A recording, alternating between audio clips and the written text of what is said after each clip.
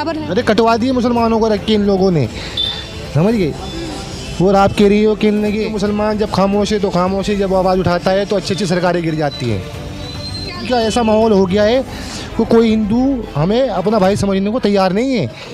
इस गवर्नमेंट ने जो है ना ऐसी नफसा नफसी फैला दी है कि हर आदमी जो है ना माहौल के हिसाब से और क्राइम कर दे उसको तो बाहर के बाहर छोड़ दिया जाएगा, कोई मुसलमान कर दे उसको जेल में डाल दिया जाएगा, समझ गए। अभी आप इस चीज़ को देखिए, जेलें भरी हुई हैं मुसलमानों से। तो ये क्या है, एक तरीके से हिंदूवाद है।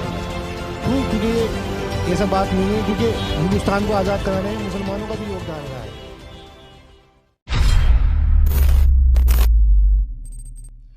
नमस्कार, अपना उत्तर प्रदेश देख रहे हैं आप और मैं आपके साथ श्रुति झा। लुधियानवी जी ने 60-70 साल पहले बहुत अच्छा कुछ लिखा था। उसमें यह था कि मालिक ने हर इंसान को इंसान बनाया, लेकिन हमने उस इंसान को हिंदू और मुसलमान बनाया। जी हाँ, आज मैं मौजूद हूँ मुजफ्फरनगर में। मुजफ्फरनगर उत्तर प्रदेश के चुनाव के लिए बेहद महत्वपूर्ण रखता है, क्योंकि यहाँ पर 6 विधानसभा सीट हैं और 6 विधानसभा सीटों पर बीजेपी का कब्जा है। सबसे बड़ा सवाल यही है कि जब चुनाव का समय आता है, जो कस्बा है, जो क्षेत्र है, जो गांव है, जहां पर चुनाव है, वहां पर लोग धर्म को देखकर वोट क्यों देते हैं?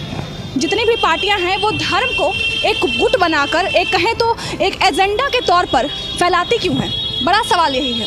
मुजफ्फरनगर की धरती पर आज हम यही जानने आए हैं कि चूँकि आपको याद होगा, अगर अतीत की हम बात करें तो अतीत में यहाँ पर हिंदू और मुसलमानों के बीच बहुत मोहब्बत देखने को मिलती थी। लेकिन अब अगर बात करें 2013 की बात हम करें तो 2013 में यहाँ पर हिंदू और मुस्लिमों के बीच एक बड़ी जंग छिड़ी, जिसमें बीजेपी सत्ता में यहाँ पर आई। चूँकि 2014 में केंद्र में चुनाव थे, वहाँ से ही बीजेपी का अपना एक राजनीति ने पलटा और वहाँ से बीजेपी सरकार बनी और अब यहाँ पर योगी जी की सरकार। तो यहाँ पर लोगों से बात करते हैं और जानते हैं कि मुजफ्फरनगर में जो अतीत में था वो अब भी यहाँ पर मौजूद है। क्या कुछ कहते हैं लोग, आइए जानते हैं। फिलहाल हम यहाँ पर सब्जी मार्केट और फल यहाँ पर बेच रहे हैं। लोग फल विक्रेताओं से जानते हैं कि चुनाव को लेकर उनकी राय क्या है। क्या नाम है आपका? मोहम्मद नजाकत। क्या काम करते हैं आप? जनरेटर का। अच्छा, ये वाली दुकान जो है, अच्छा, कितनी कमाई हो जाती होगी इसमें? हर दिन की 200 या 100 200-300। गुजारा कैसे होता है फिर? बस इधर से 200-250 रुपये जाता है बस। अच्छा, क्या लग रहा है, क्या माहौल है मुजफ्फरनगर में? माहौल तो बढ़िया बढ़िया माहौल है। क्या लग रहा है, किसकी सरकार आएगी? सरकार तो अखिलेश की आएगी हमारे हिसाब से तो। अरे ये पीछे वाले जो सब्जी में बात कर रहे थे, सब्जी मंडी में, तो कह रहे हैं बीजेपी की सरकार आएगी। नहीं, सब वैसे ही गए, सब परेशान है दुनिया। क्या परेशानी है? महंगाई हो रही, हर चीज़ में महंगाई। आज के दाल के दाम बढ़ रहे, पेट्रोल 100 रुपये लीटर हो रहा, सिलेंडर के रेट बढ़ रहे, आलू प्याज के रेट बढ़ रहे, सब्जी के रेट बढ़ रहे। रोजगार भी तो बढ़ रहा है, बीजेपी वाले कह रहे हैं बढ़ रहा, वहीं के वहीं और घट गया, घट गया। अच्छा, ये मुझे बताइए, ये मुजफ्फरनगर में क्या, यहाँ पर जो लोग बताते हैं यहाँ के कि यहाँ पर जो अतीत रहा है हिंदू मुस्लिमों का, खासतौर पर बात करें तो हिंदू मुस्लिमों में पहले बहुत मोहब्बत हुआ करती थी, मतलब मिलजुल कर लोग यहाँ पर रहते थे। लेकिन अब का जो माहौल है हिंदू मुस्लिम में पूरा कट्टर जैसा हो गया है। क्या वाकई में ऐसा हुआ है? हाँ, ऐसा ही है यहाँ तो, ऐसा ही रहेगा। सरकार ने दिल फाड़ दिए, इस सरकार ने दिल फाड़ दिए। अच्छा, ये मैं बताऊं, पहले मैं इनसे बात करने आई थी तो ये मुझसे बात नहीं कर रहे, लेकिन अभी इनके कुछ दोस्तों ने इनको बोला कि बात कीजिए, बताइए क्या बोल रहे हैं? मैं बता तो रहा हूँ, इस सरकार में यही है कि जैसे प्यार पहले अखिलेश की सरकार थी, हिंदू मुस्लिम में भाईचारा बहुत था। अब ऐसा कुछ नहीं है। अब आदमी एक दूसरे को दुश्मन की नज़र से देखता है, नफरत पैदा कर दी इसमें। अब कि हिंदू है मुसलमान है, प्यार ही नहीं रहा बिल्कुल भी। आ जाओ, कहाँ यार कर लो, इनसे बात कर लो मैडम जी। बस बताइए बस बता दीजिए। अच्छा, ये बताइए मुझे, 4.5 साल में है जो योगी की सरकार रही है, योगी की सरकार है 4.5 साल में, तो क्या लगता है कामकाज कैसा रहा है यहाँ मुजफ्फरनगर में? नहीं, कामकाज सब सही रहा है और जो सबसे पहली सुरक्षा व्यवस्था है आज के टाइम में कहीं कोई क्राइम नहीं है। रात को आप 12 बजे निकल जाओ, 1 बजे निकल जाओ गाड़ी लेके, कोई आपकी राहगीरी नहीं है। कोई इस सरकार में सबसे बड़ा ये फायदा तो हुआ इस सरकार में। सबसे पहली आदमी की सुरक्षा होती है। आदमी महंगाई से भी निपट देता है, अपनी सुरक्षा से नहीं निपटा जाता। आज के टाइम में कोई किसी को बदमाशी थ्रेट नहीं दे सकता, कोई जो है किसी के जो है रंगदारी के लिए फ़ोन नहीं कर सकता। सुरक्षा की इतनी अच्छी व्यवस्था है कि आप 12 बजे निकलो, 1 बजे निकलो, कोई किसी से राहगीरी नहीं कर सकता। इस मामले में सरकार सबसे अव्वल है। महंगाई अपनी जगह है, महंगाई से आप पर प्रभाव पड़ रहा है? महंगाई पे देखो प्रभाव सबसे पड़ता है, मगर सुरक्षा के सामने महंगाई की कोई मायने नहीं है।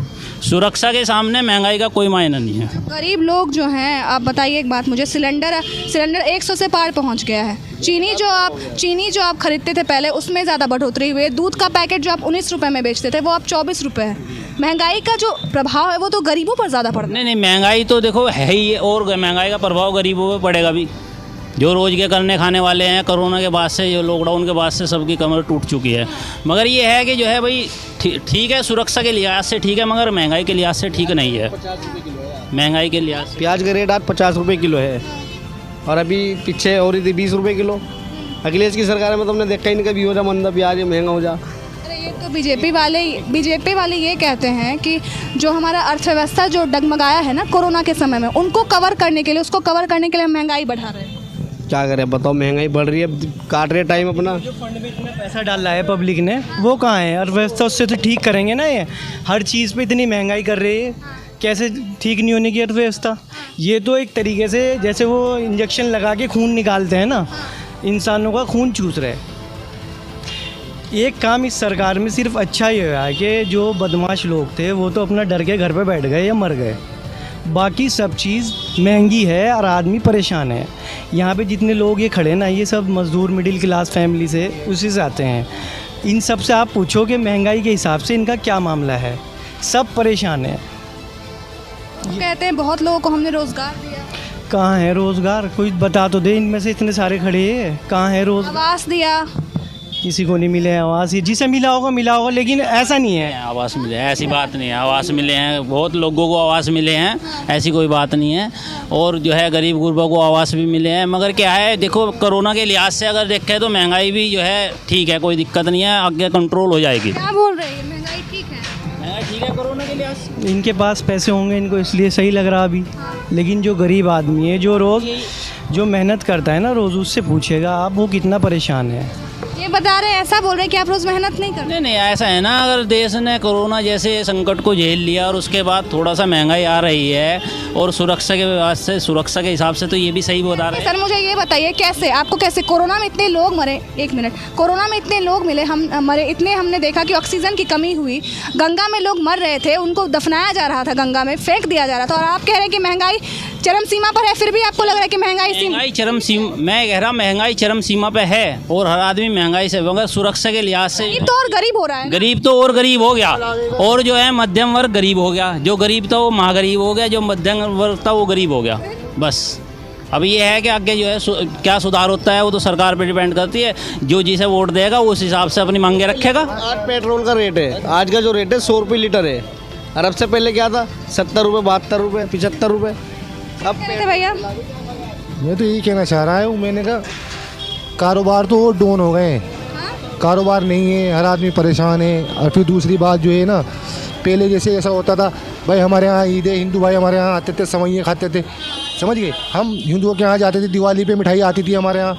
और अभी क्या है, अभी का ऐसा माहौल हो गया है कि कोई हिंदू हमें अपना भाई समझने को तैयार नहीं है। इस गवर्नमेंट ने जो है ना ऐसी नफसा नफसी फैला दी है कि हर आदमी जो है ना माहौल के हिसाब से और बस जात बिरादरी को देख रहा है। ये नहीं देख रहा है भाई हिंदुस्तान में शुरू से ही हिंदू मुस्लिम एकता चलती आ रही है, समझ गए।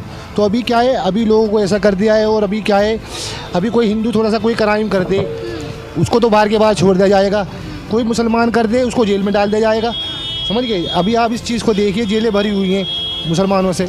तो ये क्या है, एक तरीके से हिंदूवाद बनाना चाह रहे हैं, लेकिन ऐसा नहीं हो पाएगा।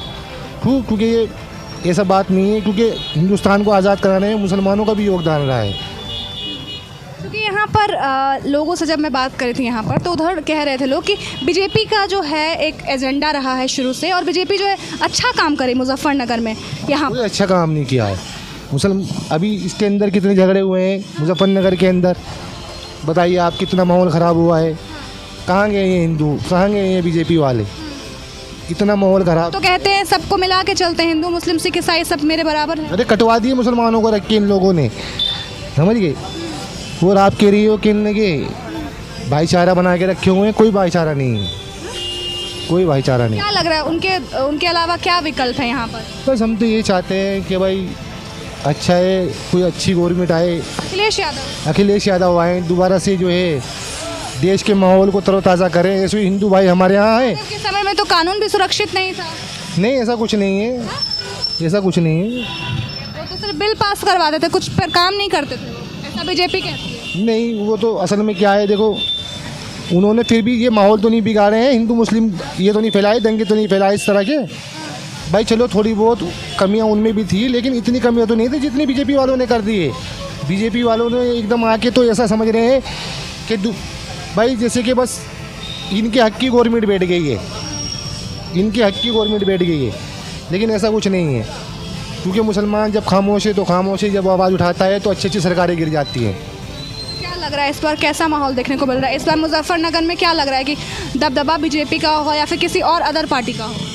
देखिए बीजेपी का दबदबा तो अब ख़त्म हो जाएगा, क्योंकि इतने माहौल ख़राब किए हैं। उनकी है अभी भी। लहर तो रहने दो, लहर की तो कोई बात नहीं, लहर तो आती है चली जाती है, लहर तो एक बार आती है फिर जाती भी है। तो इसलिए मोदी जी की लहर आ चुकी है, बस पब्लिक ने देख लिया है, सभी ने देखा है, इसमें हिंदू भी देख रहे हैं, मुसलमान भी देख रहे हैं कि किस तरह का ये व्यवहार कर रहे हैं। कोई भी इस तरह की वो नहीं है।